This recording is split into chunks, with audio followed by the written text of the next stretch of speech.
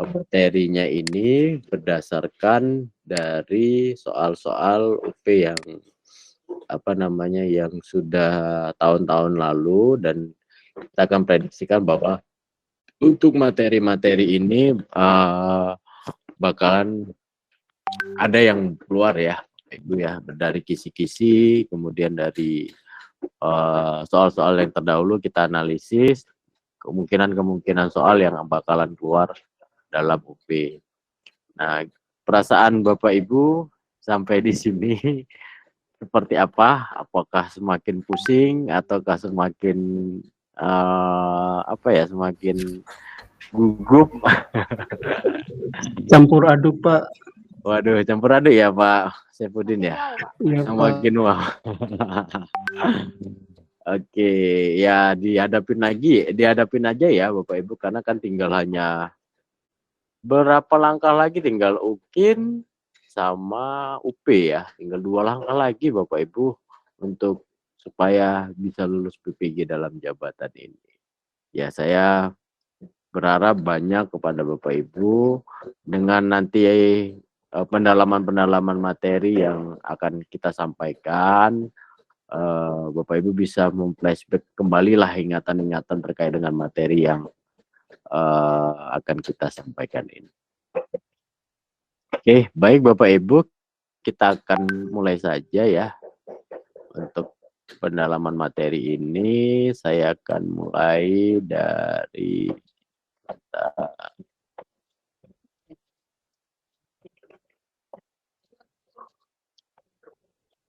pewarisan sikap, pewarisan sifat. Oke, bisa kelihatan Bapak Ibu?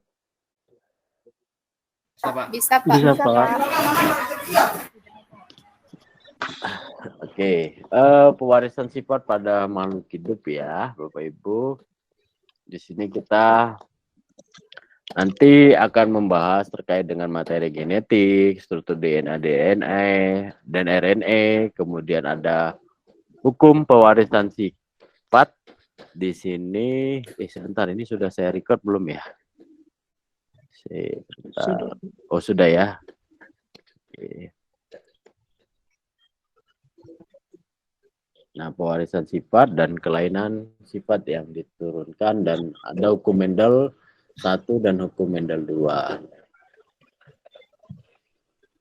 Nah, Bapak Ibu, terkait dengan pewarisan sifat ya, kita berbicara kalau pewarisan sifat ini mungkin kita mohon maaf Pak Bapak atau Ibu di mute dulu. Nanti kita kalau pas tanya, monggo untuk di unmute, nggak apa-apa. Jadi kalau kita berbicara dengan pewarisan sifat ya, pewarisan sifat ini kita tidak lepas dari yang namanya materi genetik ya, Bapak Ibu ya. Nah, materi genetik ini adalah asam nukleat. Jadi ada 2 macam asam nukleat yang berperan sebagai materi genetik, yaitu ada DNA ya dan RNA. Jadi DNA itu kalau bahasa Bataknya deoksiribonukleik asid, dan kalau RNA bahasa Minangnya itu ribonukleik asid ya Bapak Ibu ya. Nah, jadi ini adalah molekul yang berperan sebagai pewarisan sifat ya. Jadi di DNA inilah yang nantinya akan terkait dengan pewarisan sifat.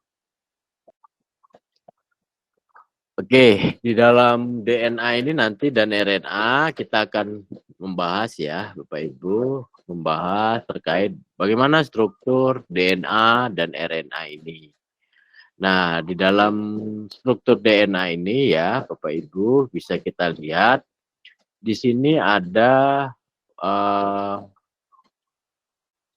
penyusun kimianya ya, penyusunan kimianya di dalam DNA itu terdapat ada yang namanya gula deoksiribosa, kemudian ada basa nitrogen dan gugus fosfat. Nah, ini adalah penyusun DNA ya. Ada gula deoksiribosa, basa nitrogen, dan gugus fosfat. Nah, bentuk DNA-nya ini ya seperti yang sudah Bapak Ibu ketahui ya.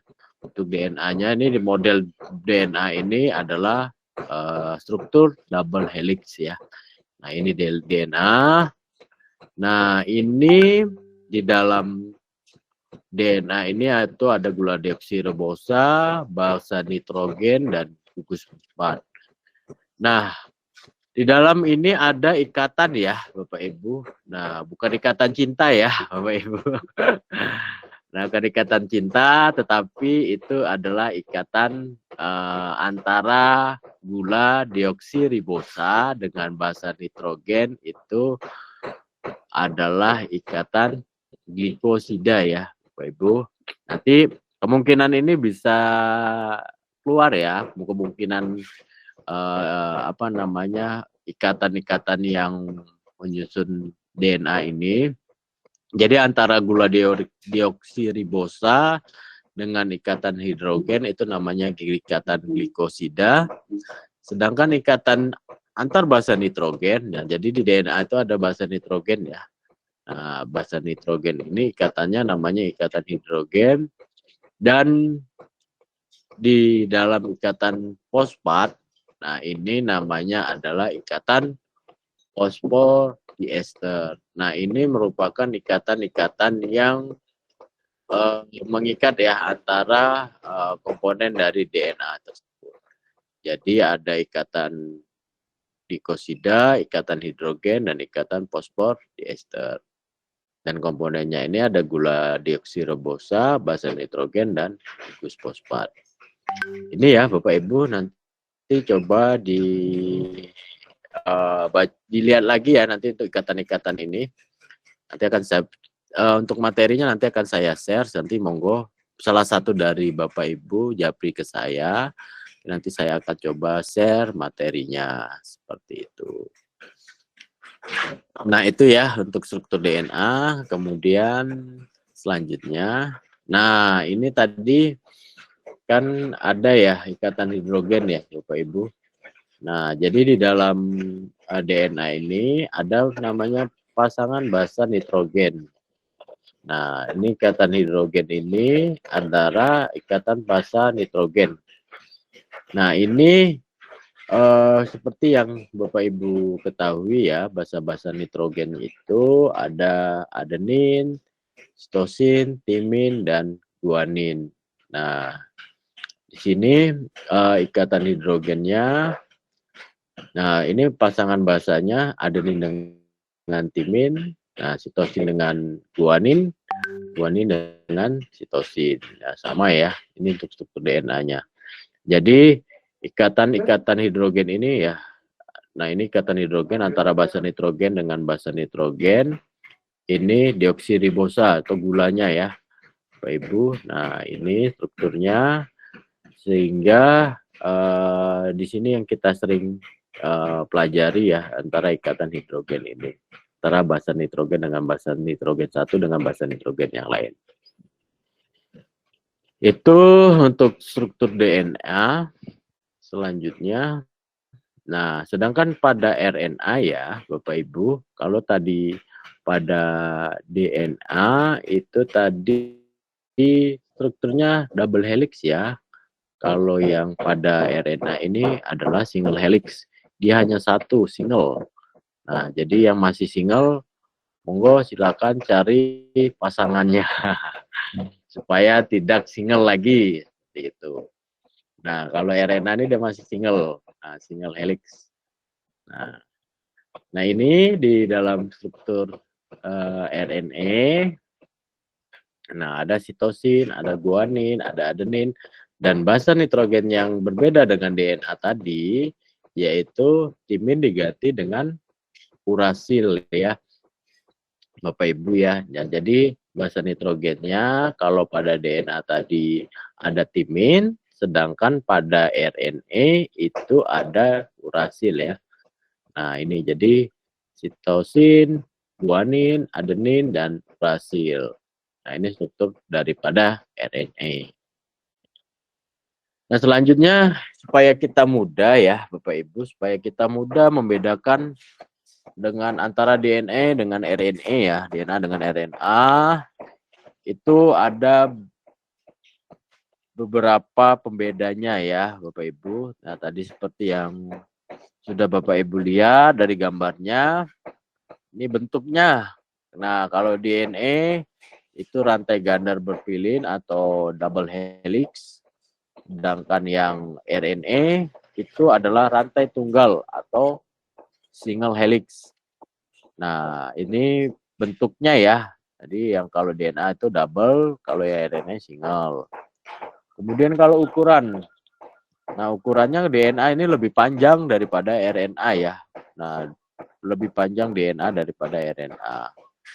Sedangkan dilihat dari fungsinya, DNA itu mengatur proses sintesis protein, sedangkan RNA itu sebagai pelaksana.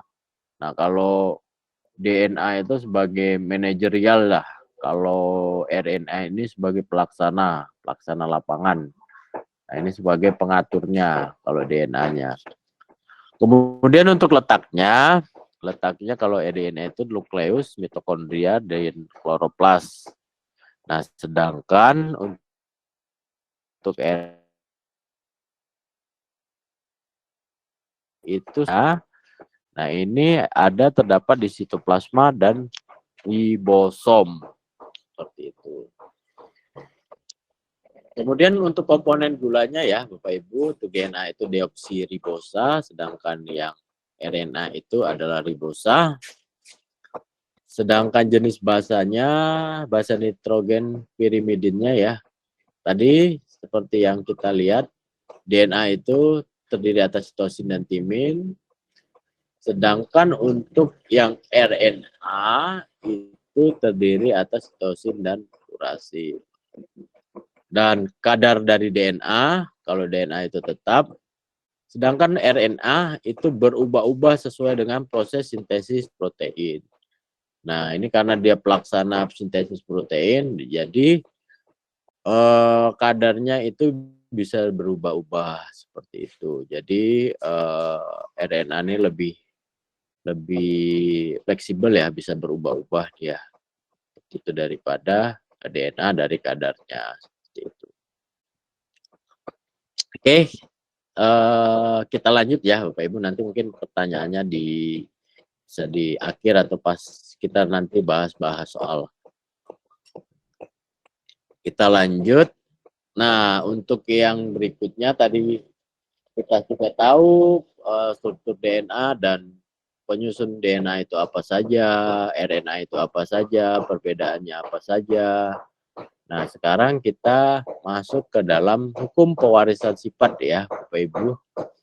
Nah, jadi pewarisan sifat itu ada yang namanya persilangan monohibrida atau satu sifat beda ya, karena di sini mono, ini satu. Sedangkan kalau yang berikutnya itu ada persilangan dihibrida, itu dua sifat beda. Jadi ada di ya. Di itu berarti dua ya, Bapak Ibu ya. Nah, selanjutnya. Nah, kalau dia pada persilangan monohibrida itu adalah persilangan satu sifat benda atau sifat apa ya, sifat dari satu individu ya. Nah, jadi kalau yang monohibrid itu kita ingat hukum Mendel yang pertama.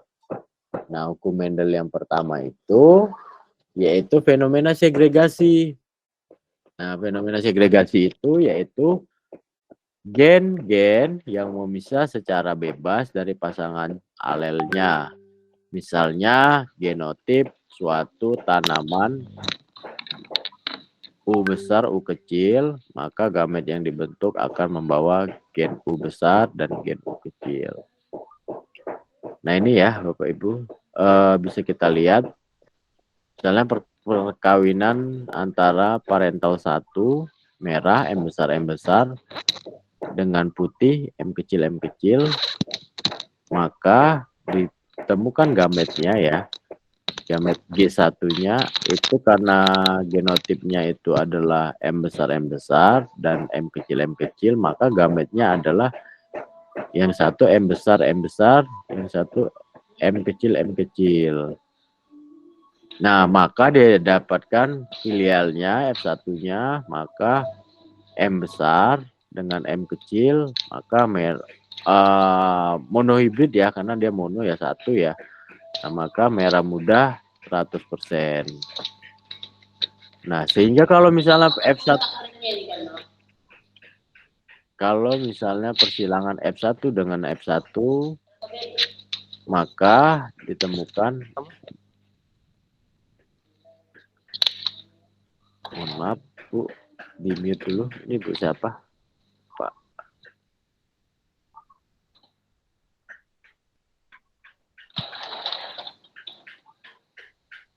Bentar ya.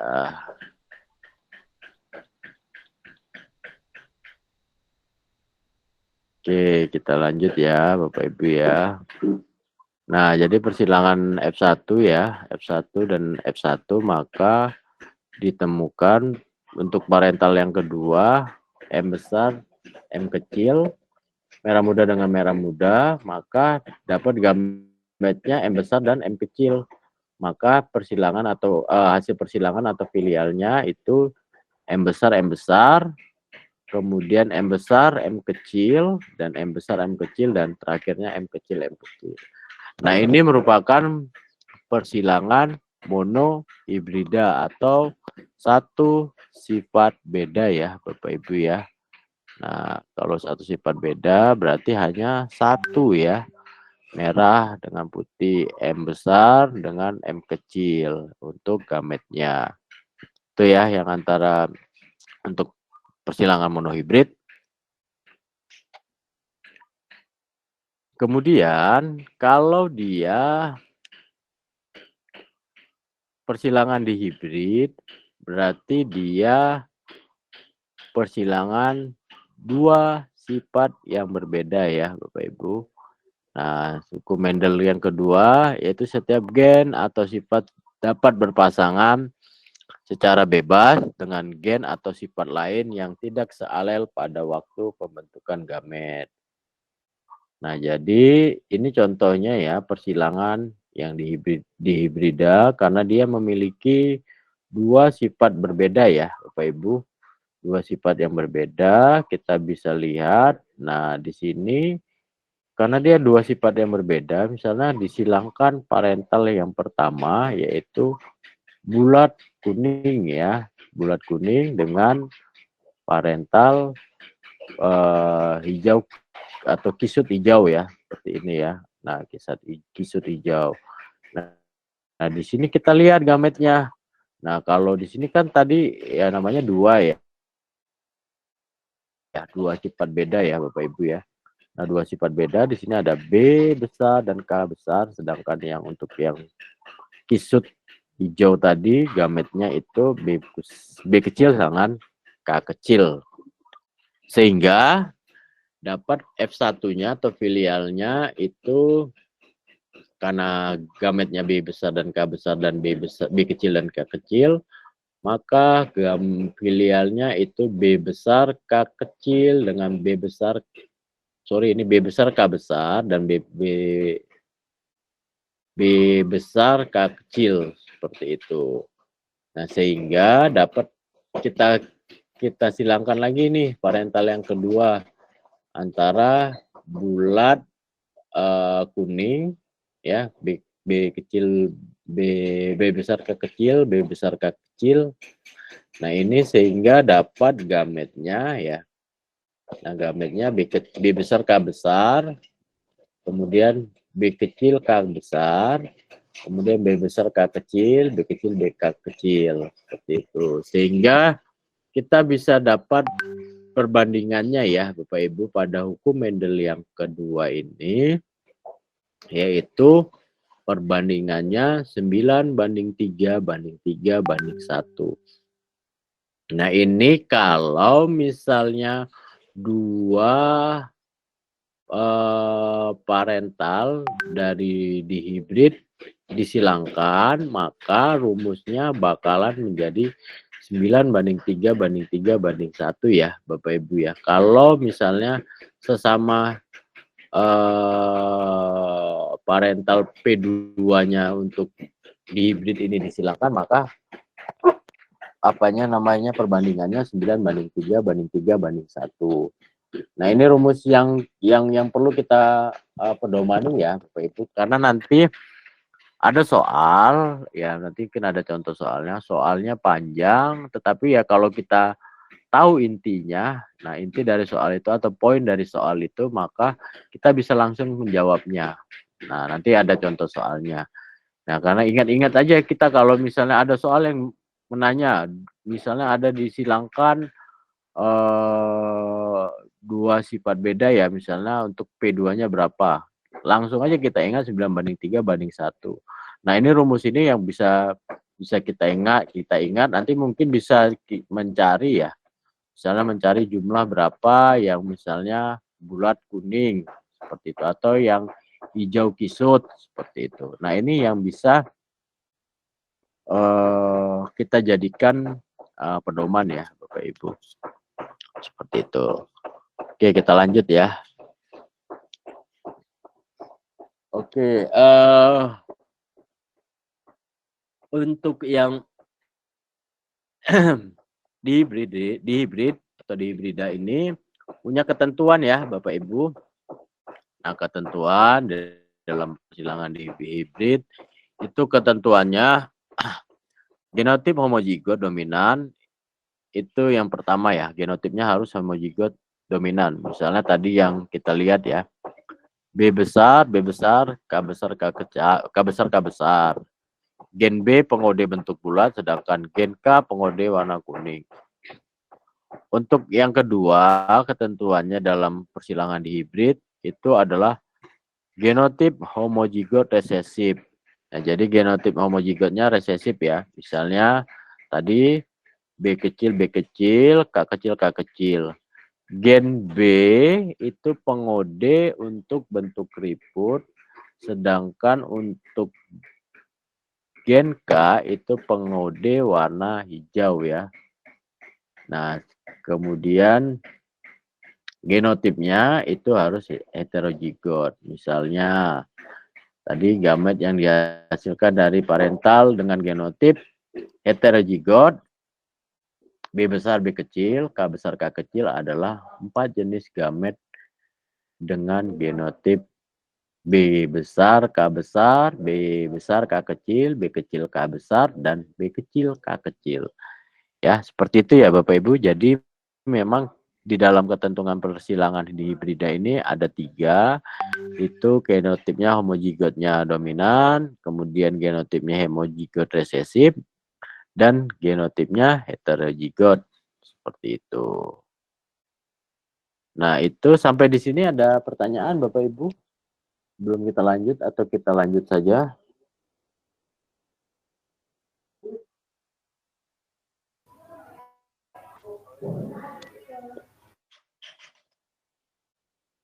Kita lanjut aja, lanjut ya. Oke, Ya, ini untuk kelainan sifat yang diturunkan ya, Bapak Ibu. Nah, ini kelainan-kelainan sifat yang diturunkan ini juga banyak ya, banyak terkait dengan soal-soal UP yang kelainan sifat yang diturunkan ini. Kemungkinan ini bakalan masuk ya, ataukah ini terkait dengan pewarisan warna kulit atau hemofilia atau buta warna dan sebagainya. Itu bakalan kemungkinan besar akan masuk ke dalam soal-soal UP. Nah, pewarisan warna kulit ini ya, Bapak Ibu. Nah, ini seperti yang kita ketahui, memang warna gen dikode misalnya oleh gen pengode warna kulit adalah A besar, B besar, dan C besar. Nah, pigmen kulit sama dengan melanin menyebabkan kulit berwarna gelap. Variasi gen atau alel pengode warna kulit adalah gen A kecil, B kecil, dan C kecil. Nah, ini juga selain faktor gen, lingkungan juga mempengaruhi warna kulit ya, Bapak Ibu ya. Jadi selain dari faktor gen, lingkungan juga mempengaruhi warna kulit. Nah, ini kelainan warna kulit ya, Bapak Ibu. Nah, ini kelainannya, ini contohnya ada albino. Nah, albino merupakan kelainan yang disebabkan tidak adanya zat warna atau pigmen yang disebut zat melanin. Jadi pigmen melanin ini berfungsi sebagai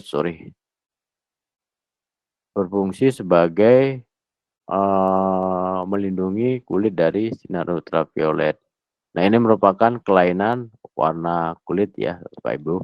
Ya mungkin bisa ditanyakan pada soal-soal UP apa yang mempengaruhi pada albino atau pigmen apa yang mengatur pelindungan melindungi kulit dari sinar ultraviolet seperti itu.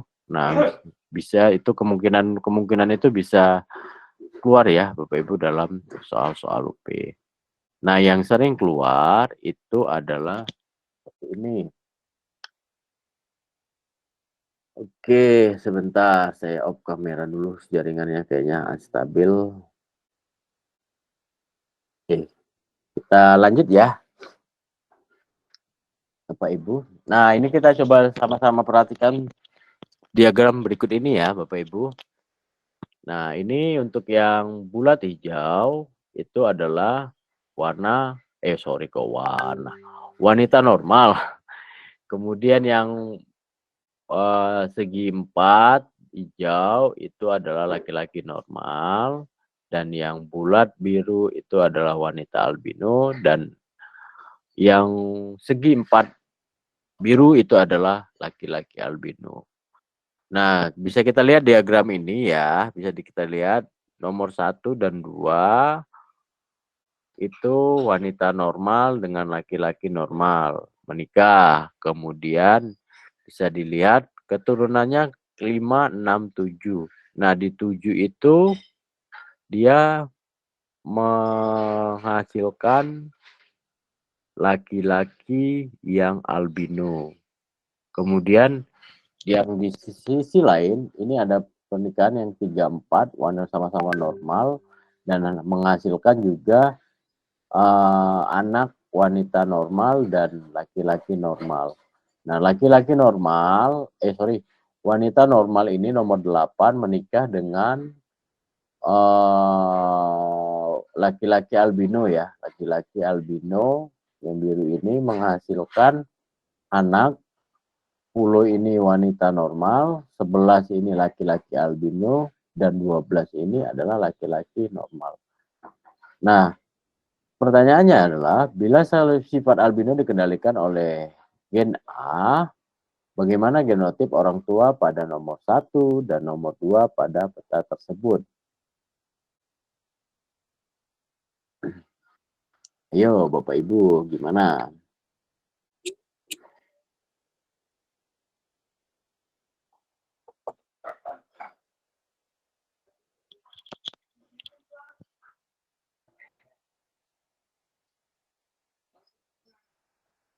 Dua-dua normal nih, nomor 1 sama nomor 2 wanitanya normal, laki-lakinya normal. Nah, tetapi pada anaknya, orang tuanya nih dua-dua normal. Anaknya nomor 7 itu adalah laki-laki albino. Nah, bagaimanakah genotip orang tuanya pada nomor 1 dan nomor 2? Ayo. Halo, halo. Halo, Pak. Ya, gimana Bapak Ibu?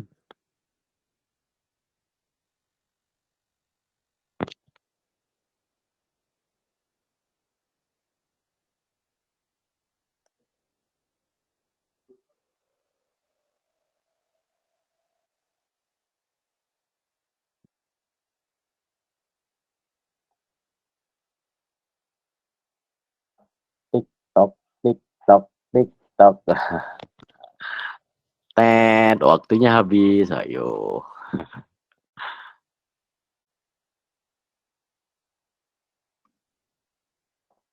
Ada yang mencoba ingin jawab? Monggo, silakan. Siapa?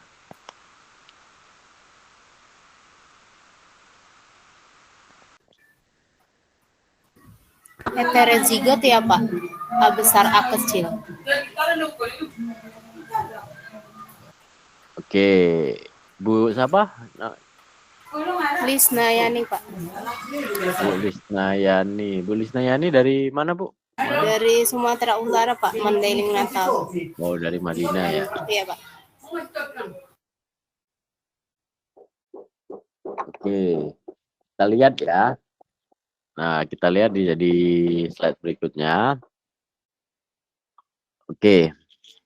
Nah, di sini kita lihat ya persilangan albino ya. Nah, parental pertama, misalnya contoh ini nanti kita kaitkan dengan kasus di slide sebelumnya. Ya, karena di sini kita lihat ya, kalau tadi sifat albino dikendalikan oleh gen A kecil ya. Oke, kita lihat ya. Nah, albino ini kan gametnya A kecil ya. Nah, albino itu A kecil, genotipnya A kecil. Kemudian kalau yang normal itu A besar ya, Bapak Ibu ya. Nah, A besar. Nah, sehingga filialnya pada apa namanya? F1-nya ini karena dia A kecil dengan A besar, maka A besar, A kecil normal carrier 100%. Nah, berarti di sini genotipnya 1 dan 2, berarti di sini ada yang gimana? Normal carrier ya. Nah, di sini ada yang A besar, A kecil orang tuanya, seperti itu. Nah, jika F1 menikah dengan seorang albino, maka A besar, A kecil menikah dengan A kecil sehingga anaknya atau filialnya karena gametnya A besar dan A kecil A kecil, maka kemungkinan anaknya itu A besar A kecil itu adalah normal carrier 50% dan A besar A kecil ini A kecil saya typo, A kecil albino itu adalah 50%. Nah, jadi di sini tadi jawabannya kenapa ini bisa muncul di sini karena salah satu dari orang tuanya genotipnya itu membawa sifat albino ya, Bapak Ibu ya. Nah, membawa sifat albino berarti di salah satu nomor 1 dan nomor 2 ini ada gen yang A kecil. Nah, seperti itu. Nah, bisa jadi di nomor 1-nya ini A besar A kecil, di yang gen nomor 2-nya itu adalah A besar seperti itu. Itu ya Bapak Ibu ya. Nah, jadi persilangan albino. Kemudian yang berikutnya kelainan pewarisan sifat itu ada yang namanya buta warna. Nah, buta warna ya mungkin Bapak Ibu sering dulu waktu mau masuk perguruan tinggi nih ataupun tes SIM ini disuruh melihat ya angka-angka seperti ini untuk mengetes apakah kita buta warna atau tidak seperti itu. Nah, buta warna ini juga ada yang buta warna parsial. Nah, jadi hanya ibaratnya sebagian warna yang dia tidak bisa melihat warna itu. Nah, ini disebabkan oleh ya kita lihat ya, buta warna ini terpaut dengan kromosom apa Bapak Ibu? C kecil, B kecil, Pak. Enggak, kromosomnya. Kromosom X. Kromosom X ya Bapak Ibu ya. Nah, jadi karena dia terpaut oleh kromosom X, nah ini kita lihat ya, misalnya contoh persilangan buta warna. Nah, ini kita lihat perempuannya ini adalah normal carrier, sedangkan yang laki-laki itu adalah buta warna. Karena dia di sini kalau laki-laki itu udah pasti ya, karena dia masuk ke kromosom X dan Y ya. Kalau dia tidak ini normal berarti dia hanya X dan Y. Nah, jadi normal carrier di menikah atau disilangkan, maka gamet yang didapatkan adalah X besar. Kemudian di sini ada XCB, ini pengkode saja ya Bapak Ibu ya. Pengkode, kemudian ini yang laki-laki gametnya XCB, kemudian Y. Maka dapat hasil persilangannya X besar dengan XCB, kemudian X dengan Y, kemudian XCB dengan XCB, kemudian XCB dengan Y. Nah, jadi di sini dapat filialnya F1-nya, maka keturunannya ada wanita normal carrier 25% karena di sini kita lihat ya XCB ya. Nah, ini 25%. Kemudian XCB ini XX ya, XX perempuan, wanita buta warna 25%. Nah, 25%. Kemudian XY, nah ini laki-laki normal 25% dan XCBY ini satu anak laki-laki yang buta warna seperti itu. Nah, jadi ada kemungkinan 25% anaknya itu wanita normal carrier, 25% wanita buta warna, satu laki-laki normal dan satu laki-laki buta warna. Kalau misalnya ibunya itu normal carrier dan bapaknya ini adalah buta warna. Nah, ini contoh ya Bapak Ibu. Nah, ini contoh dalam persilangan buta warna. Nah, ini ya contoh genotip buta warna. Ini ada XC ini normal, kemudian XC kecilnya ini pengkode saja ya. Tadi ada yang di slide sebelumnya itu pakai CB ya. Nah, ini XC ini normal carrier perempuannya. Kalau XC kecil C kecil itu adalah buta warna. Kalau misalnya XC C besar ya, C besar Y itu normal. Sedangkan kalau XC Y ini adalah buta warna. Nah, jadi kalau laki-laki itu dia tidak ada carrier ya Bapak Ibu ya. Jadi total dia memang buta warna. Seperti itu. Kalau wanita karena dia ada 2 kromosom X-nya itu kemungkinan bisa normal carrier ya Bapak Ibu. Nah, makanya yang belum menikah, kenapa kita disuruh melihat bibit bobot bebeknya. Nah, ini untuk supaya kita menghasilkan kualitas ya, menghasilkan kualitas keturunan kita yang baik. Seperti ini. Karena ya secara genetik kita bisa lihat seperti ini. Nah, kita bisa prediksi kalau kita itu buta warna yang laki-laki, maka kita untuk mencari supaya anaknya tidak ada buta warna nanti akan mencari mungkin yang normal bisa. Nah, seperti itu. Ataupun yang normal, kalau normal carrier itu kemungkinan besarnya anaknya 50% itu adalah buta warna. Oke, selanjutnya itu ada hemofilia ya. Nah, Bapak Ibu terkait dengan hemofilia. Nah, hemofilia ini merupakan ciri darah sukar menggumpal ketika terjadi luka pada bagian tertentu yang disebabkan tidak dihasilnya faktor penggumpal darah dalam tubuh seseorang. Nah, hemofilia juga terpaut kromosom X ya, Bapak Ibu ya. Nah, terpaut dengan kromosom X. Jadi memang kromosom X ini ya benar-benar mempengaruhi ya Bapak Ibu. Jadi bisa itu dari ayah, bisa aja itu jadi ibu karena di ayah X Y ini kemudian XX ini. Jadi kemungkinan ini bisa dari ayah, bisa dari ibu. Nah, ini misalnya contoh ayah tanpa hemofilia dengan ibu gen hemofilia ya, XX ya.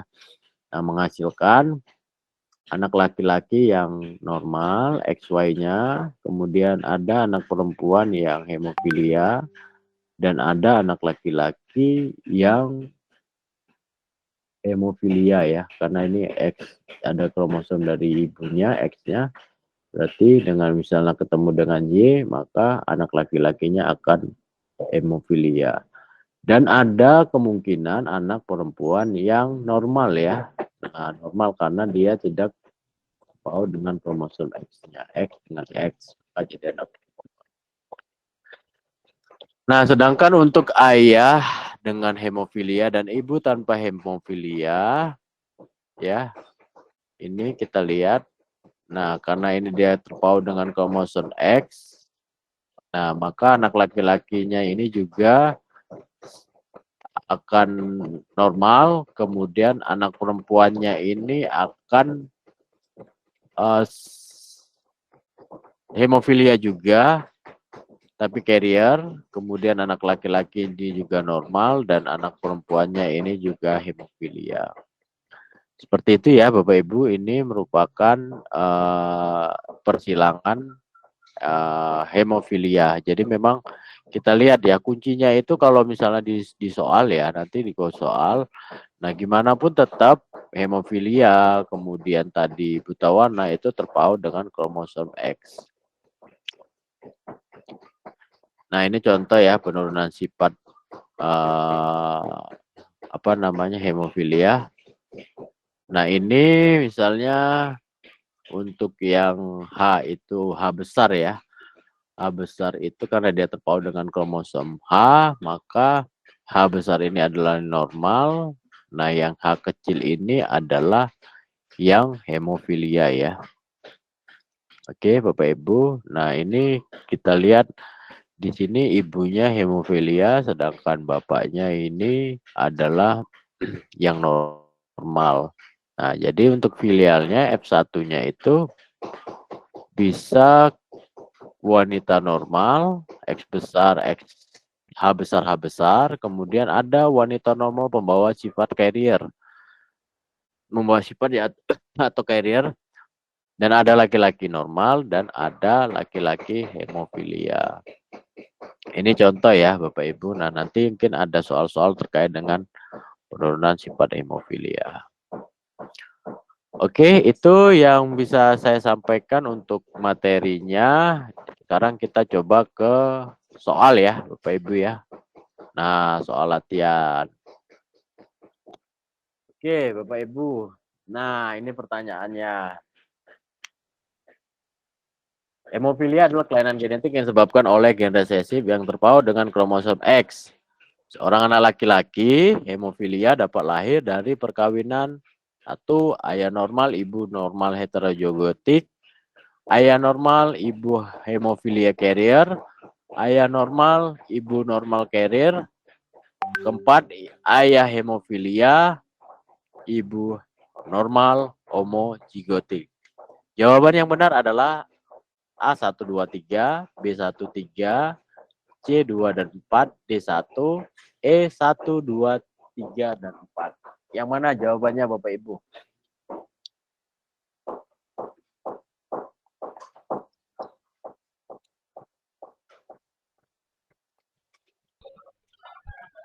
Semua.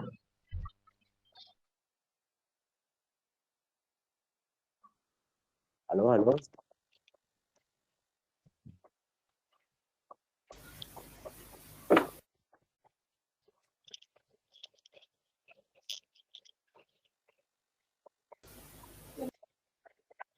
Ayo, jawabannya yang mana Bapak Ibu?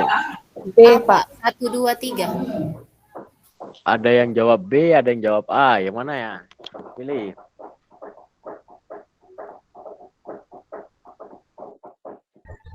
Pak. Yang mana Pak? Ayo. Ada yang E, ada yang A, ada yang B. Yang mana yang benar? Oke, kita lihat ya, jawabannya A ya. Ingat ya Bapak Ibu ya, alasannya Kenapa 1, 2, dan 3? Lihat ya, karena dia terpaut kromosom X. Ini ganja kuncinya ya, hemofilia termasuk kromosom X.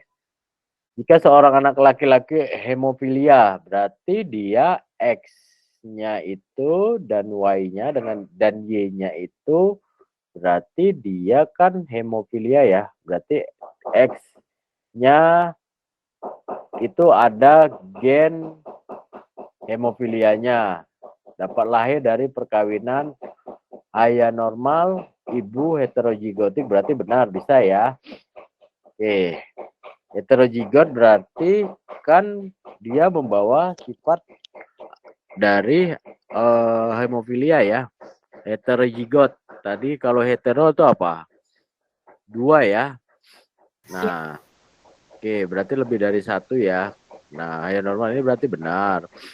Kemudian ayah normal, ibu hemofilia karier, ini berarti kan juga bisa ya. Oke, bisa terjadi karena kan dia terpaut oleh kromosom X. Nah, kalau ayahnya normal, walaupun ayahnya normal, dia kan ibunya dia ada juga kromosom XX-nya. Nah, dia kan kalau laki-laki tadi kan XY ya, XY ya. Nah, berarti kan juga bisa. Dan yang ketiga, ayah normal walaupun ayah normal, ibu carrier. Nah, ini pasti dapat juga anak laki-laki. Sedangkan kalau yang ini ayah hemofilia, berarti kan X-nya itu ada hemofilia dan yang kalau homozigotik berarti kan dia normal ya, homozigotik ya, XX ya. Berarti kan dia ini tidak mungkin kan dapat anak laki-laki yang hemofilia karena ibunya tidak ada membawa hemofilia. Seperti itu. Paham kan Bapak Ibu ya? Oke ya. Iya, Pak. Oke, itu ya Bapak Ibu ya. Jadi untuk soal UP ini ya, lihat aja kata kuncinya X ya, kromosom X. Berarti kalau yang hemofilia kromosom X. Anak laki-laki berarti XY, berarti dia ada kromosom X-nya. Nah, yang mempengaruhi kromosom X ini bisa ibu berarti ya. Nah, berarti ibu. Nah, kalau ibunya, kalau bahayanya normal berarti tetap bisa anak laki-laki karena dia persilangannya kan dari apa namanya X dengan Y ya, menghasilkan anak laki-laki seperti itu. Gitu ya, Ibu ya. Oke, kita lanjut. Oke, ini ya yang sering juga terkait dengan pembelahan ya, pembelahan siklus. Nah, pembelahan mitosis hanyalah sebagian kecil dari siklus sel. Siklus sel terdiri dari fase pembelahan mitosis atau M dari periode pertumbuhan yang disebut interfase. Nah, nanti mungkin Bapak Ibu bisa baca-baca lagi ya Kak terkait dengan pembelahan mitosis, meiosis.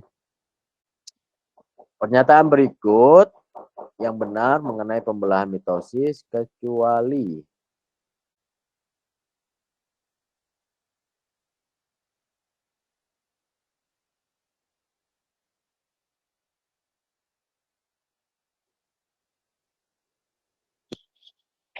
ayo apa? Kecuali apa?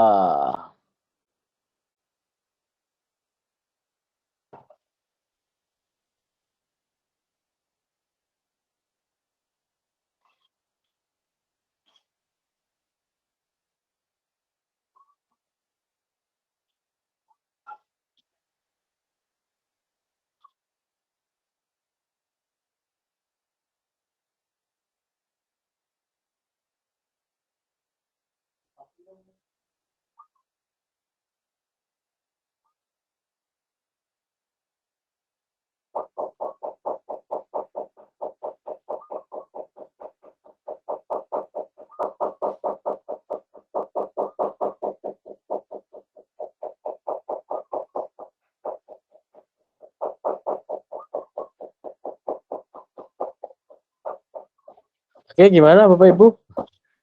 Halo, halo. Wah, ini ada orangnya enggak nih? Iya, Pak. Oke, jadi dari sini ya bisa kita lihat ya. Nah, kalau pada mitosis terfase ini membentuk sel anak yang memiliki materi genetik dengan sel induknya ini benar. Nah, kemudian untuk benang gelondong yang mengatur pergerakan kromosom ke kutub juga benar. Terjadi pada pembelahan sel tubuh dan spermatogenesis juga benar. Kemudian dilakukan pada proses pembelahan sel gamet dan pada organisme multiseluler juga benar. Jadi yang salah itu adalah penentuan jumlah sitoplasma pada sel anak. Oke, selanjutnya ini. Apabila Anda membasarkan tanaman kacang kapri bulat dengan tanaman kacang kapri kisut dan diperoleh F1 yang bulat dan kisut resesif. Nah, maka kesimpulan Anda ialah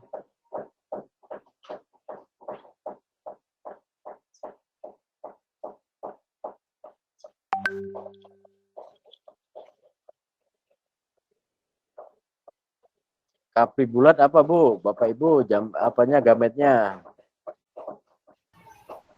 B besar, B besar. Besar. B besar, Pak. Bisa besar. Gametnya. Oke. Terus kisut? Kecil.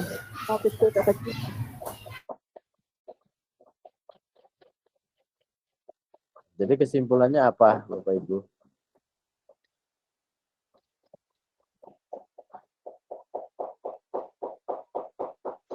Bulat heterozigot, Pak. Oke, kita lihat ya. Ya, benar. Jadi memang ini adalah bulat heterozigot karena ya kita lihat ya kalau heterozigot kan tadi kan tanaman kapri bulat dengan tanaman kapri kisut diturunkan F1 yang bulat dan yang kisut. Nah, berarti kan di sini kan hetero ya. Nah, jadi di sini kita dapat jawabannya induk tanaman bulat yang heterozigot. Kenapa enggak induk bulat yang kisut heterozigot? Karena di sini kita lihat bulat dan kisut kisut ini ya, kisut yang resesif ya. Kata kuncinya di sini ya, Bapak Ibu ya. Nah, makanya saya bilang tadi terkait dengan apa namanya kunci-kunci dari soal itu bisa kita lihat di sini. Clue-nya ya, paling enggak clue-nya lah ya. Bukan kuncinya, clue-nya ya. Nah, karena di sini terdapat kisut resesif sehingga kita bisa dapat ambil kesimpulan bahwa induk tanamannya bulat heterozigot karena di sini bulat dengan kisut ya, bulat dengan kisut. Kenapa tidak C? Ini udah pasti salah ya. Nah, makanya kalau dalam menjawab soal UP ya Bapak Ibu triknya ya. Nah, kita lihat dulu baca soal rap. Udah kita baca, dapat clue-nya. Oke, ini kan bulat dengan tanaman kacang kapri kisut. Nah, ini kan kalau yang kita lihat jawabannya juga. Jawabannya ini kan induk homozigot udah nggak mungkin. Bulat dominan terhadap kisut ini udah nggak mungkin. Anakan merupakan heterozigot dominan ini udah nggak mungkin ya kalau karena di sini kan sudah ada ya kata kuncinya ya. Kacang kapri kisut. Nah, makanya ini udah 3 option ini udah kita eliminasi dulu. Nah, tinggal 2 ini. Nah, kita tinggal pilih 2 ini. Nah, induk yang mana? Kalau yang heterozigot tanaman kisut itu nggak mungkin karena di sini ada resesif. Maka jawabannya A. Sehingga induk tanaman bulat heterozigot. Nah, ini sering dimanfaatkan untuk varietas hibrida ya. Ini A ya jawabannya. Oke, kita lanjut.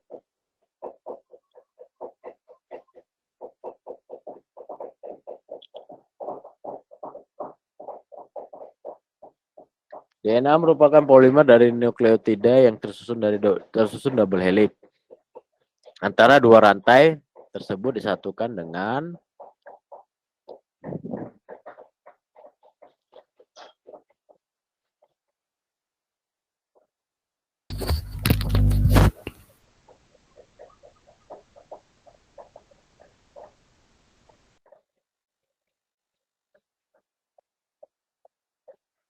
Oke, kita lihat ya, Bapak Ibu. Yang mana?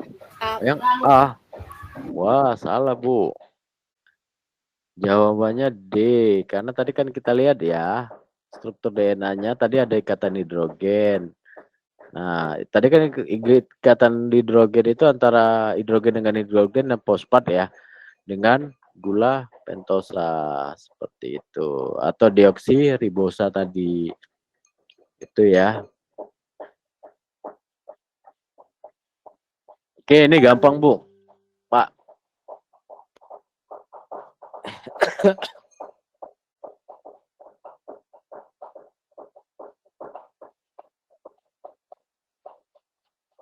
Apa Bapak Ibu jawaban? Gampang ya begitu. Baca lihat soal rap udah ketahuan jawabannya. Karena di situ ada clue-nya yang sangat menonjol. Ayo. TikTok, TikTok, TikTok, TikTok. Ayo, yang mana nih Bu? Pak. Metasentrik, Pak. Oke. Jadi ini ya, iya.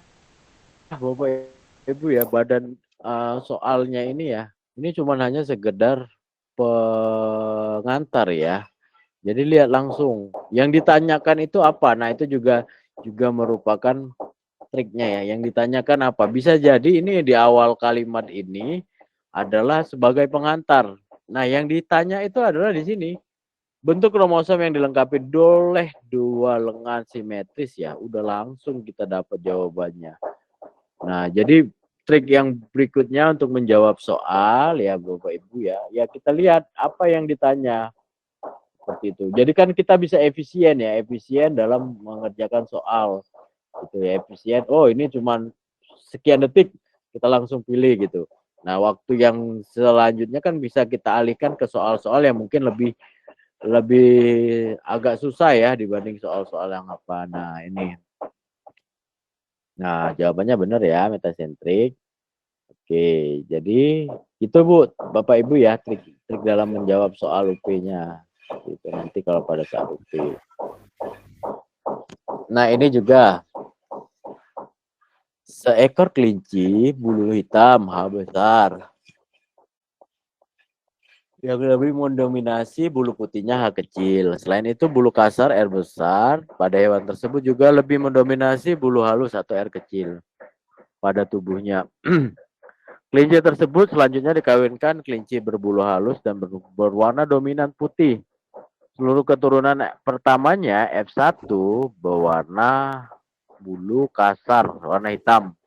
Apabila keturunan yang pertama dikawinkan dengan sesamanya, maka perbandingan fenotip bulu kasar dengan bulu hitam halus, bulu halus berwarna hitam, bulu kasar berwarna putih, bulu halus berwarna putih yang dihasilkan F2 adalah apa Bu? B. B ya. Karena kalau F1 dengan F1, nah ini hukum Mendel ya. Ya. Oke, kalau ini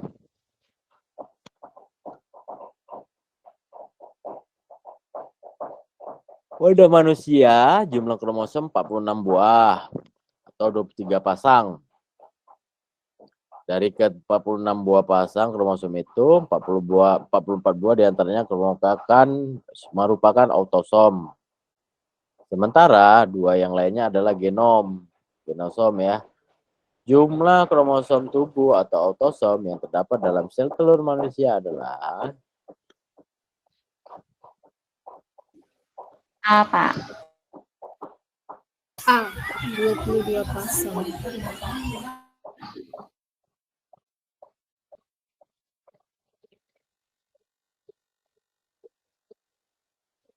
22 Pasang. B, Pak. 22 buah. buah atau pasang? Pasang, Pak. B ya, sorry nih saya typo ya, bukan pasang tapi buah ya. Nah, karena kalau 22 pasang berarti kan ada 44 ya, sedangkan jumlah kromosom tubuh yang terdapat dalam sel manusia. Oke, ini berikutnya.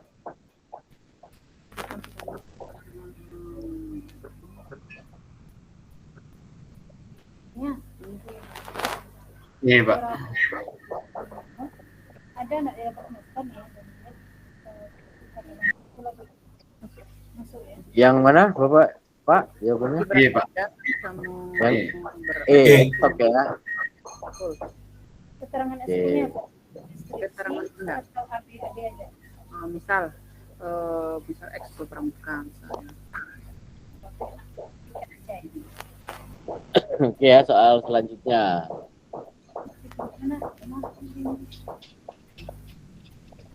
Soalnya yo cuman gini nak kelambek magan. Enggak enak. Setidaknya masing malas tuh tahu anaknya di sekolah apa gitu ya. Mohon maaf, Ibu siapa nih? Bu Juniarti.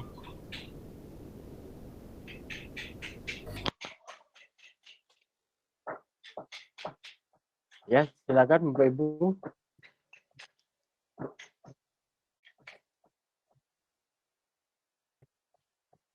D, Pak. Yang D, Pak. dodol, D, dodol Pak. atau bola? Dodol atau bola? Dodol. Dodol, Pak. Dodol. Dodol, Pak. Lihat ya, Bapak Ibu, fenotipnya 1:1 ya.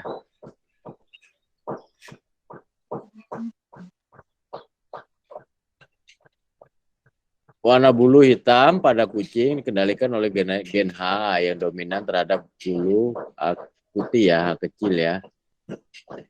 Nah, jadi kenapa ini dia jawabannya? Karena lihat ya Bapak Ibu ya. Nah, ini H bulu hitam kan H, kemudian bulu putih 1:1 ya Bapak Ibu ya. Nah, maka sehingga menghasilkan ini yang B, H besar, dan H kecil. Nah, ini soal yang mengecoh ya Bapak Ibu. Kenapa nggak dodol? Karena kan di sini kan heterozigot ya Bapak Ibu ya. H besar dengan H kecil, dan ini H kecil. Nah, sedangkan di sini perbandingannya adalah 1:1, hitam dan putih. Nah, makanya jawabannya B. Ini H besar dan H kecil. Seperti itu. Ini aja kuncinya Bapak Ibu, H besar dan H kecil. Berarti kita lihat induknya yang mana. Berarti H besar sama H kecil. Itu aja, karena dia 1:1. Oke, kita lanjut ya. Oke, ini. Disilangkan mangga, tanaman mangga lonjong rasa manis homozigotik dengan buah tidak lonjong rasa asam homozigotik. Sifat lonjong rasa manis dominan terhadap sifat tidak lonjong rasa asam. F1 disilangkan sesamanya, diperoleh keturunan F2 sebanyak 16.000 tanaman. Jumlah keturunan lonjong manis adalah, berapa Bapak Ibu?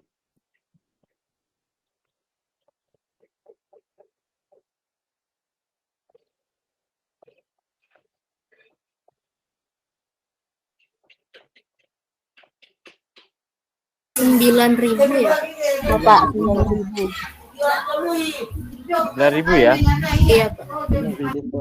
Oke, untuk penjelasannya seperti ini ya. Iya, jadi ingat yang pemendel 2 ya, Bapak Ibu. Nah, makanya ini tadi 9:3:1. Yang ditanya adalah keturunan yang lonjong manis. Nah, berarti dia gametnya itu atau genotipnya M besar dengan L ya. Kalau gitu kita kode buah lonjong rasa manis itu M besar, L besar, L besar. Sedangkan yang tidak lonjong rasa asam itu M kecil, L kecil. Nah, maka ini kan 9:3:1 sehingga M di sini jumlah keturunan yang lonjong manis ya, M besar, M besar, L besar, maka 9 di sini per 16. Ini ada 16 dikali 16.000. Maka jawabannya 9.000. Ya benar ya. Ya. Oke, yang ini Bapak Ibu.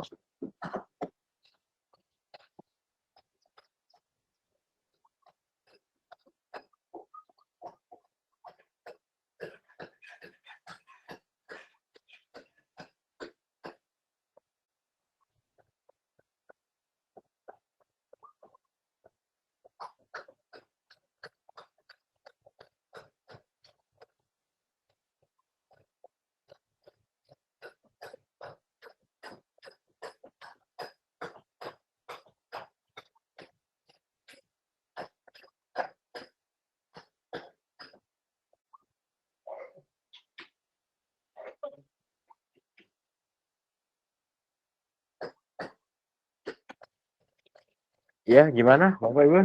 Jawabannya ketemu nggak?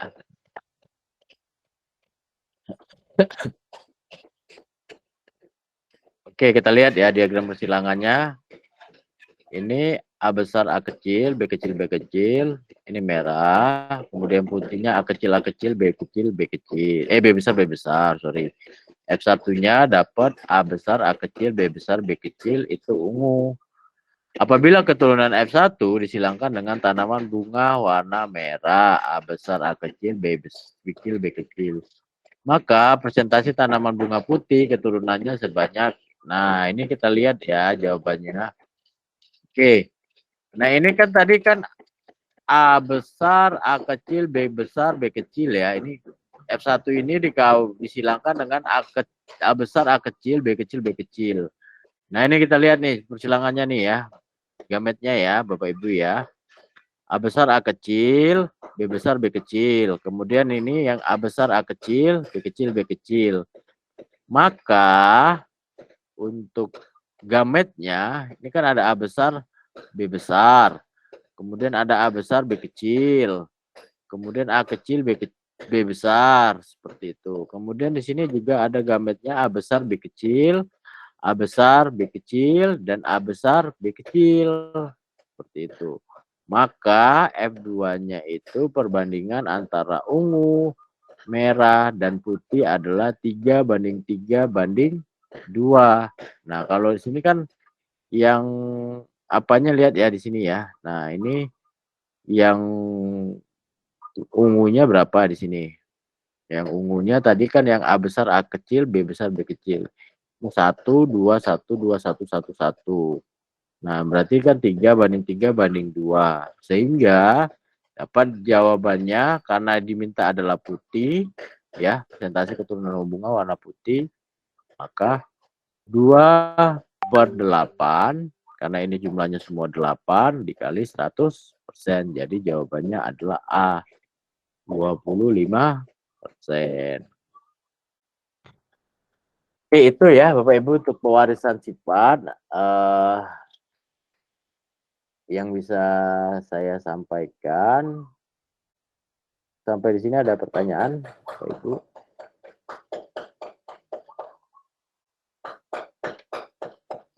Oke, kalau nggak ada kita lanjut aja ya Bapak Ibu ke materi yang berikutnya. Itu terkait dengan asal-usul kehidupan ya, ya.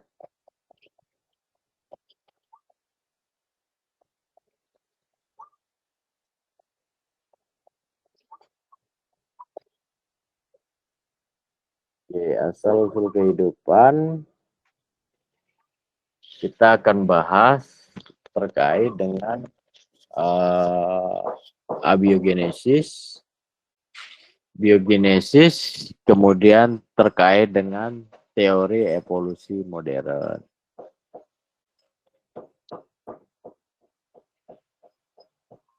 Oke, ini terkait dengan abiogenesis ya Bapak Ibu. Ini ada tokoh-tokohnya terkait dengan materi abiogenesis.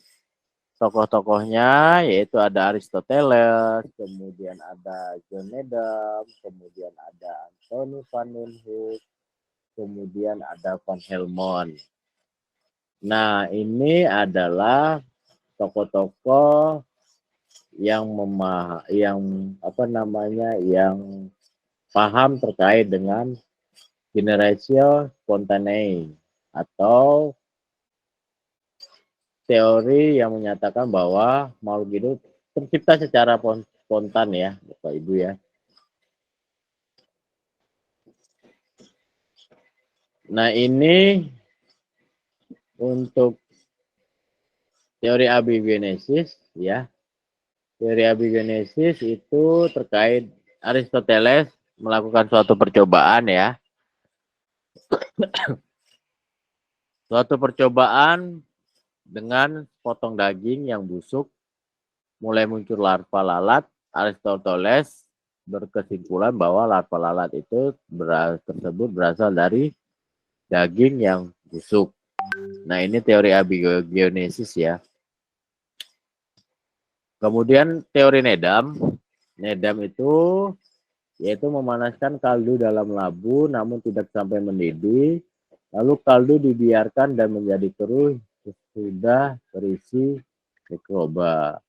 Nah, ini percobaan-percobaan inilah yang mungkin bakalan ya prediksi saya itu keluar di dalam soal UP, karena ini yang nanti ditanya ya terkait dengan percobaan teori-teori yang dikembangkan oleh Aristoteles, John Needham.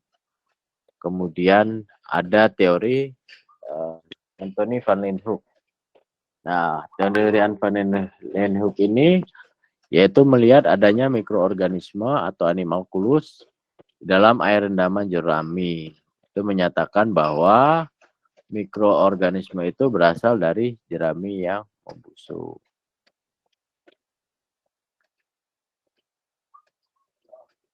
Nah, kemudian teori yang kedua terkait dengan asal-usul kehidupan. Tokoh-tokoh pendukungnya ada Francisco Redi, kemudian ada Lazzaro Spallanzani, ada Louis Pasteur.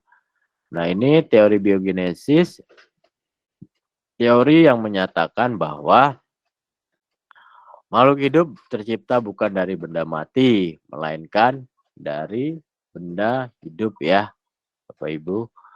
Nah, ini hanya mengingat-ingat kembali saja ya, Bapak Ibu. Nah, eksperimen Francisco Redi ini mengeksperimenkan terkait dengan daging ya.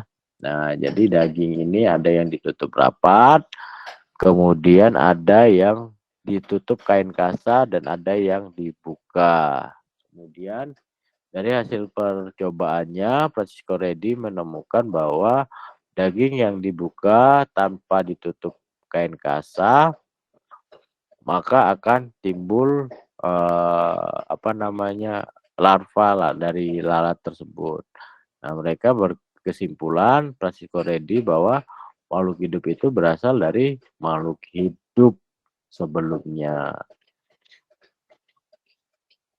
Nah, ini untuk Spallanzani ya, percobaan Spallanzani ini dia mencoba dengan labu ya. Nah, labu yang dipanaskan terus didinginkan, kemudian labunya ditutup. Nah, labunya ditutup, maka setelah beberapa lama tidak terjadi perubahan. Nah, tidak terjadi perubahan. Sementara kalau setelah dibuka tutupnya, maka akan tumbuh mikroba ya. Nah, di sini Spallanzani itu menyimpulkan bahwa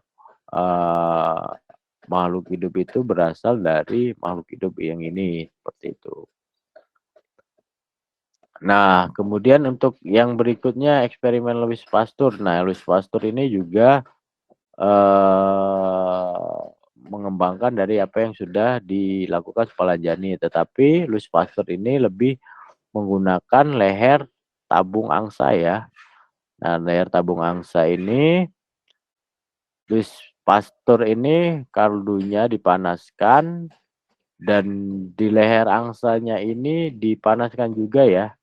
Nah, kemudian sampai dipanaskan kaldunya sampai mengeluarkan asap, kemudian kaldunya didinginkan, Debu dan mikroba terperangkap dalam leher angsa. Seperti ini.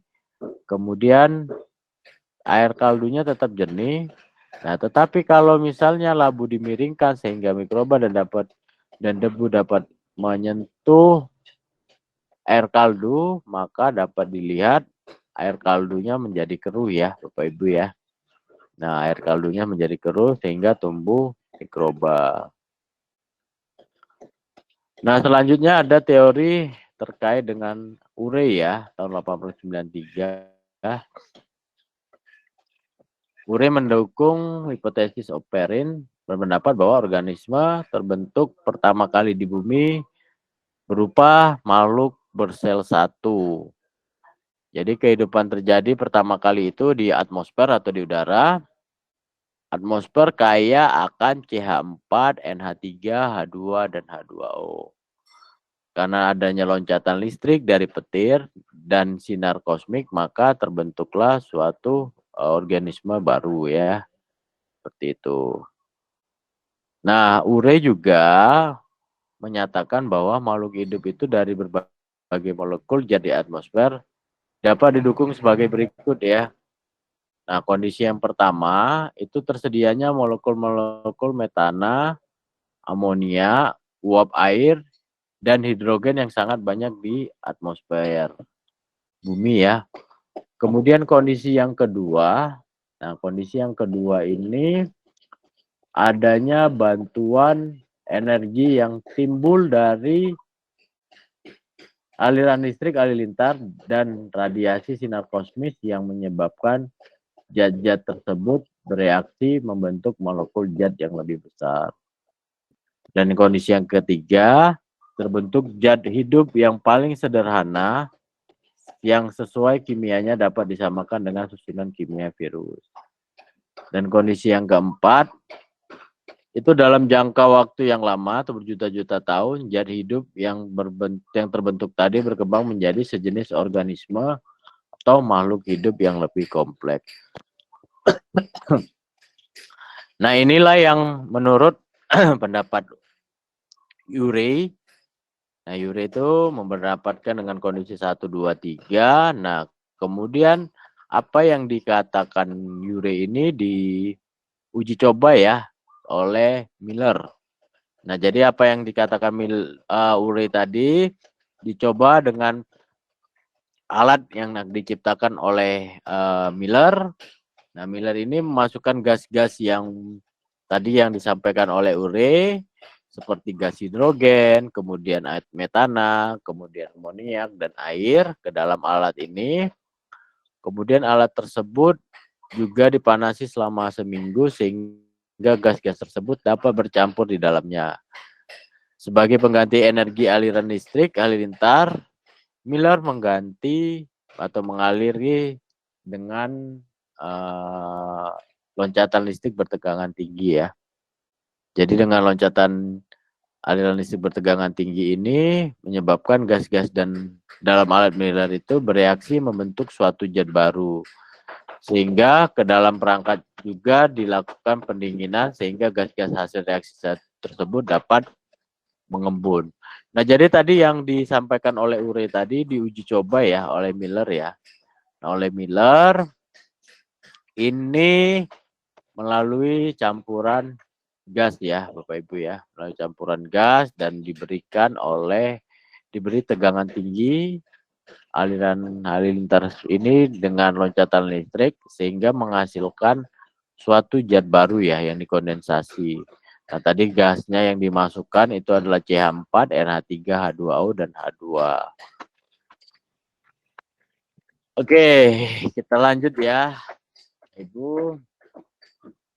Waktunya sekitar 20 menit lagi ya.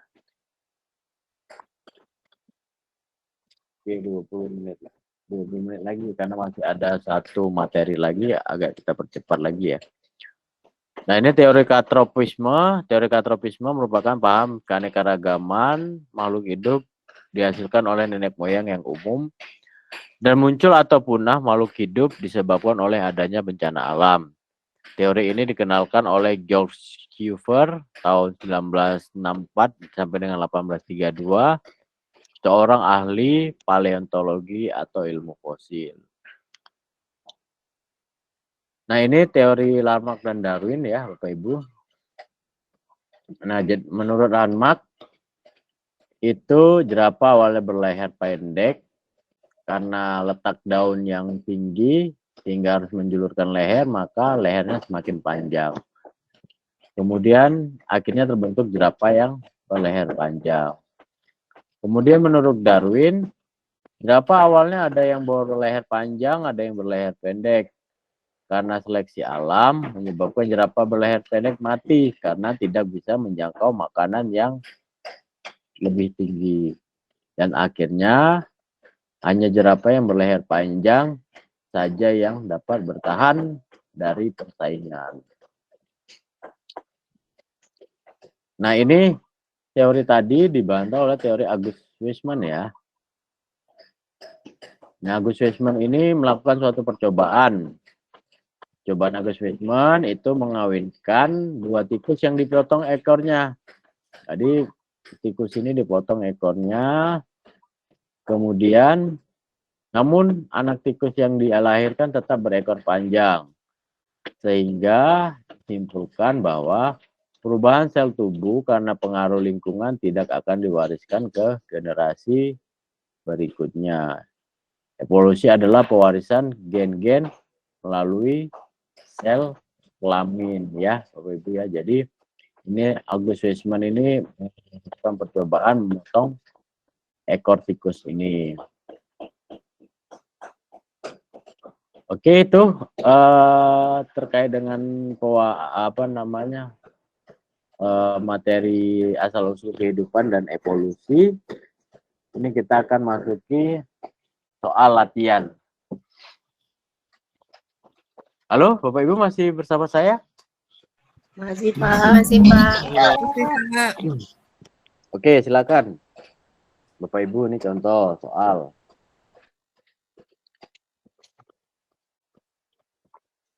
Oke, sebentar ya Bapak Ibu, saya ambil minum, suara saya habis.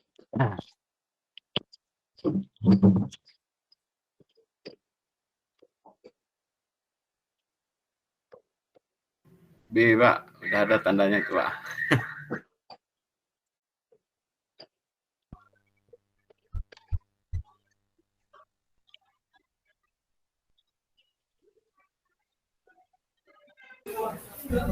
B Pak. B udah dikasih bintang ini. B, Pak.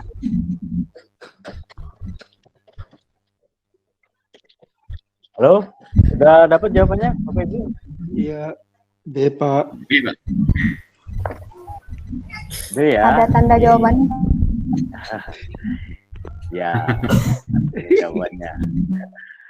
Oke, ini berdasarkan salah satu skenario hipotesis, organisme pertama itu merupakan produk suatu evolusi kimiawi yang terdiri dari 4 tahapan. Manakah yang bukan merupakan bagian dari tahapan produk pada suatu evolusi kimiawi?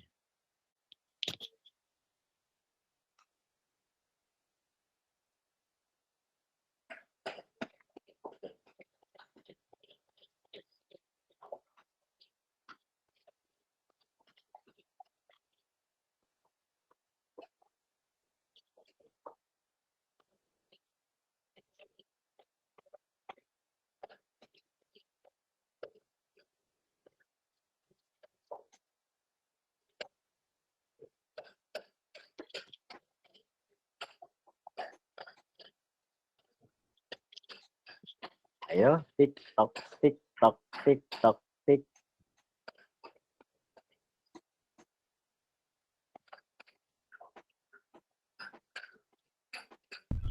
D, Pak.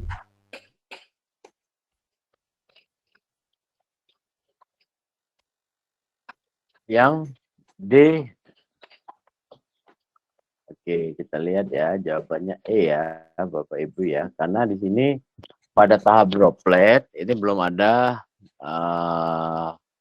pola penggabungan molekul pembawa hereditas. Jadi sehingga pada tahap ini belum ada termasuk ke dalam evolusi kimiawi, karena dalam evolusi kimiawi itu juga di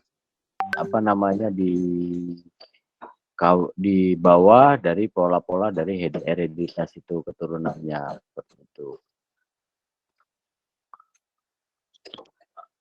Oke, nomor 5. Para pendukung paham abiogenesis mengatakan bahwa makhluk hidup berasal dari makhluk tak hidup. Salah satu pendukung teori ini adalah Van Helmont. Apa yang dilakukan Van Helmont untuk membuktikan pendapat ini?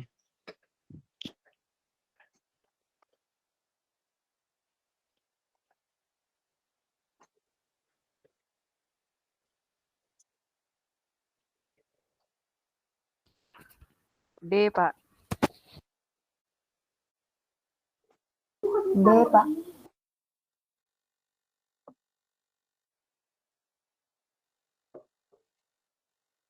Oke, percobaan Van Helmont ya, Bapak Ibu ya. Itu tadi sorry belum menampilkan ya. Pada Van Helmont itu dia menemukan, nah karena kan dia paham abiogenesis ya. Nah, kita lihat Bapak Ibu di sini kalau yang abiogenesis berarti kan makhluk hidup berasal dari makhluk tak hidup. Nah, jadi di sini kan Van Helmont itu menemukan bahwa ada kain tikus yang berasal dari kain bekas seperti itu, karena dia mendukung dari teori abiogenesis. Nah, oke. Kemudian yang ini.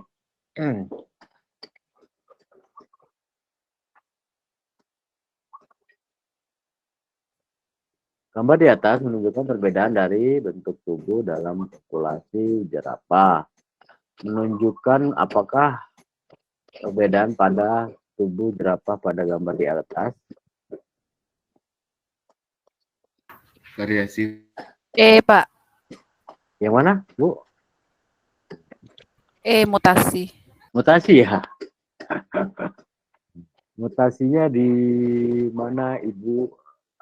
Oke, A ya, Bu. Mohon maaf, ini yang benar A. Karena dapat dilihat di sini, ini merupakan variasinya ya, variasi perbedaan jerapahnya seperti itu.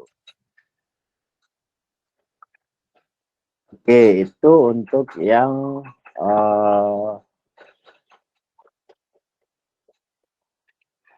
asal-usul kehidupan. Oke, selanjutnya kita akan masuk ke bioteknologi ya. Mungkin ini nanti saya share aja ya Bu ya materinya ya. Kita langsung ke soal-soalnya aja ya Bu ya. Bapak Ibu ya. Baik, Pak. Ya, Pak. Oke. Karena tinggal 7 menit lagi.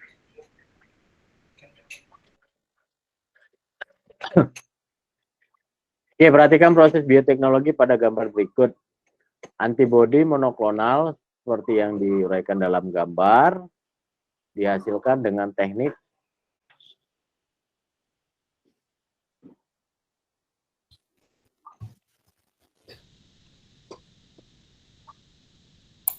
Hibridoma ya, Pak? ya Bapak Ibu, hibridoma ya. Karena kita lihat ya, kenapa bukan cloning, antibodi atau plasmid? Karena di sini kita lihat ya, sel yang diambil ini adalah sel antibodi. Nah, pada saat tahap hibridoma itu, ini adalah karena dia sel antibodi dan sel tumor ini difusikan membentuk hibridoma ya. Nah, ini merupakan hasil bioteknologi antibodi monoklonal secara tekniknya hibridoma. Karena ini dia sel kankernya ini yang di culture ya, dikulturkan ya. Dikulturkan sehingga menghasilkan antibodi ya. Nah, tuh jawabannya adalah A.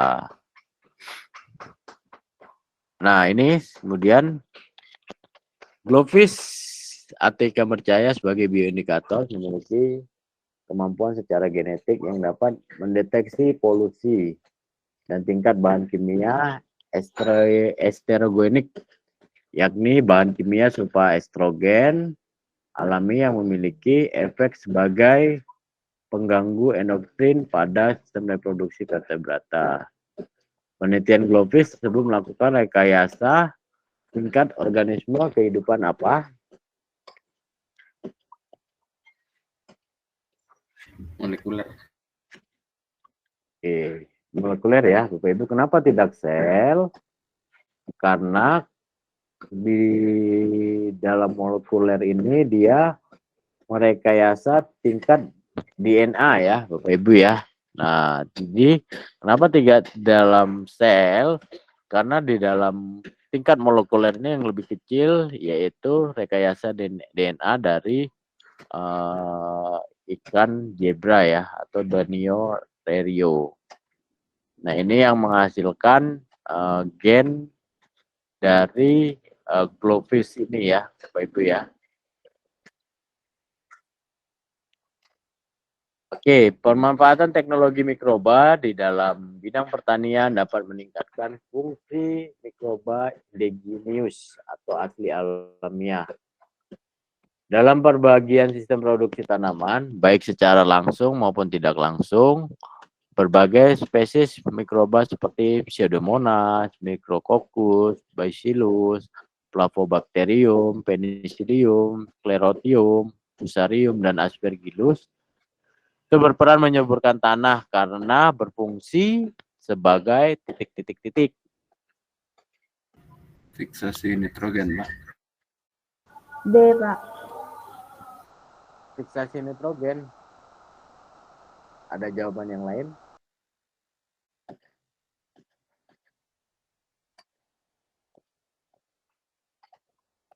Ini menjebak ya, Bapak Ibu, pertanyaannya. Jadi jawabannya itu adalah A ya, Bapak Ibu. Jadi bukan memfiksasi nitrogen ya, tetapi untuk bakteri-bakteri ini itu dia melarutkan fosfat ya. Nah, jadi ini hati-hati soal menjebak seperti ini ya, Bapak Ibu. Dilihat kembali nanti peranan ini. Jadi di dalam mikroba Micrococcus, Bacillus, dan Aspergillus ini memang dia fungsinya bukan hanya memfiksasi nitrogen, tetapi karena dia sebagai mikroba ini ya, indigenous. Nah, indigenous yaitu dapat melarutkan fosfat ya. Nah, di sini dapat melarutkan fosfat yang A jawabannya. Oke, yang untuk bioteknologi ini, di antara bahan makan berikut ini, manakah yang merupakan produk penerapan bioteknologi sederhana menggunakan jamur Rhizopus sp? C.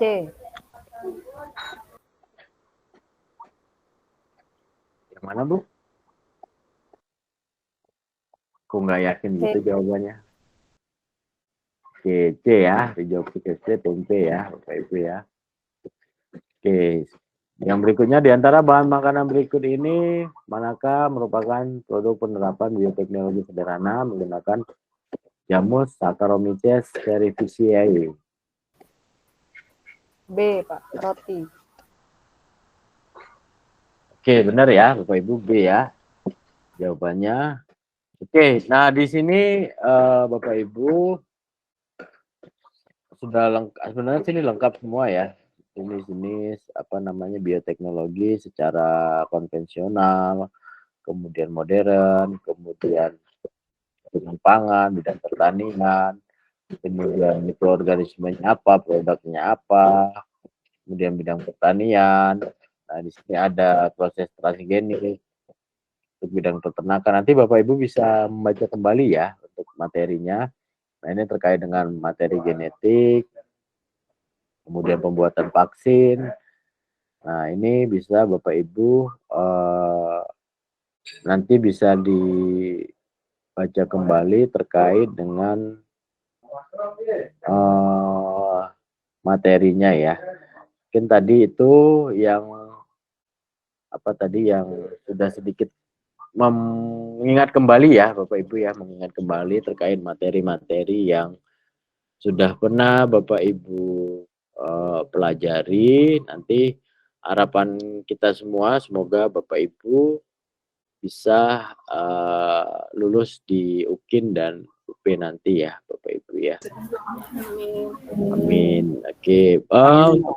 Ketua kelasnya siapa ini Bu? Saya Pak. Pak Sofian ya. Oke, Iya. Bapak nomor WA saya ada ya? Belum ada Pak. Oh belum ada ya. Nanti bisa jatuh ya Pak. Nanti saya akan coba share apa namanya materinya 08526143. Ini nomor WA saya ya Bapak Ibu. Baik Pak, terima kasih Pak. Oke Bapak Ibu, karena keterbatasannya waktu ya, mohon maaf ya Bapak Ibu tidak maksimal dalam menyampaikan beberapa materi. Nanti intinya seperti itu ya. Intinya seperti itu ya Bapak Ibu, untuk beberapa materi terkait dengan bioteknologi, ada selusur kehidupan dan materi genetik tadi, pewarisan sifat tadi, paling tidak kita sudah flashback lagi ya, membuka lagi ingatan-ingatan kita. Mungkin ada yang beberapa hal yang terlupa. Dengan pertemuan ini Bapak Ibu bisa lebih mantap lagi dalam menghadapi UP setelah UKIN nanti ya. Bapak Ibu akan menghadapi UP dan bisa membaca-baca kembali.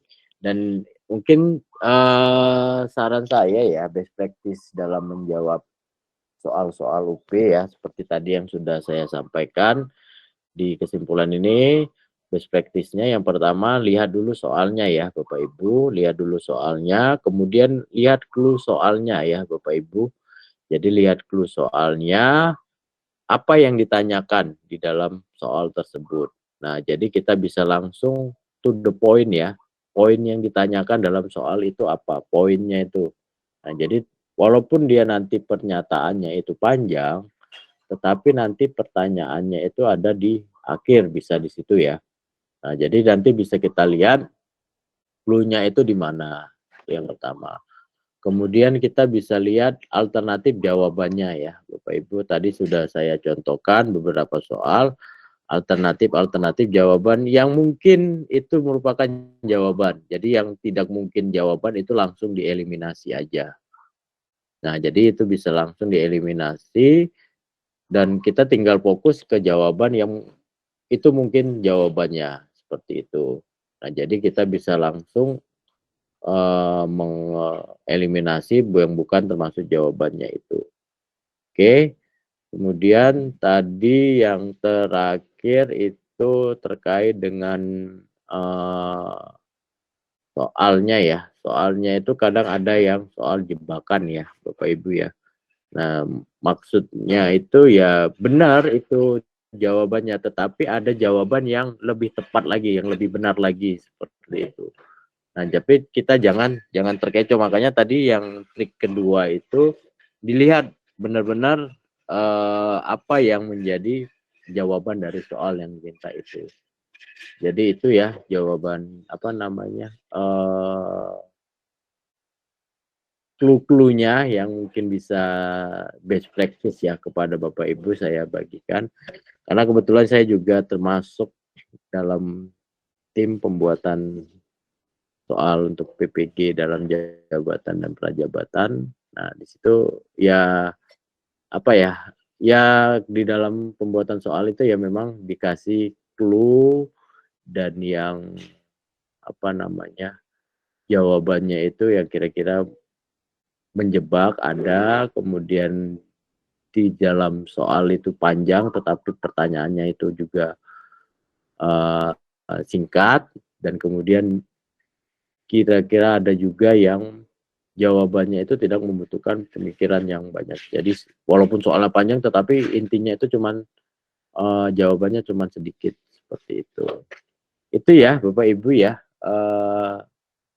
best practice lah ya istilahnya untuk menghadapi soal-soal UP tadi terkait dengan materinya sudah. Nanti cara-cara menjawab soalnya, mudah-mudahan Bapak Ibu bisa menjawab dengan benar dan menggunakan waktu secara efisien ya, karena kan soalnya banyak dan waktunya ya singkat lah seperti itu.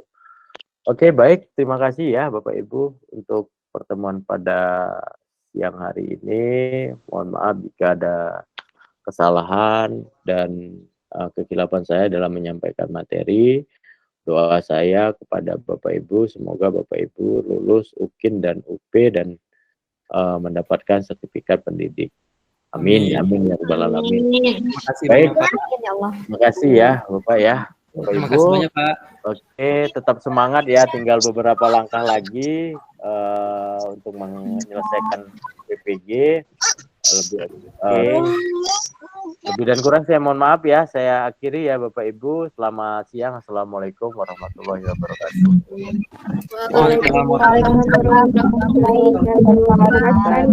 Oke, terima kasih. Terima kasih.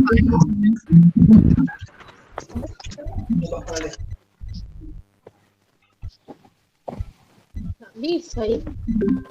Revisi kan ada. Mau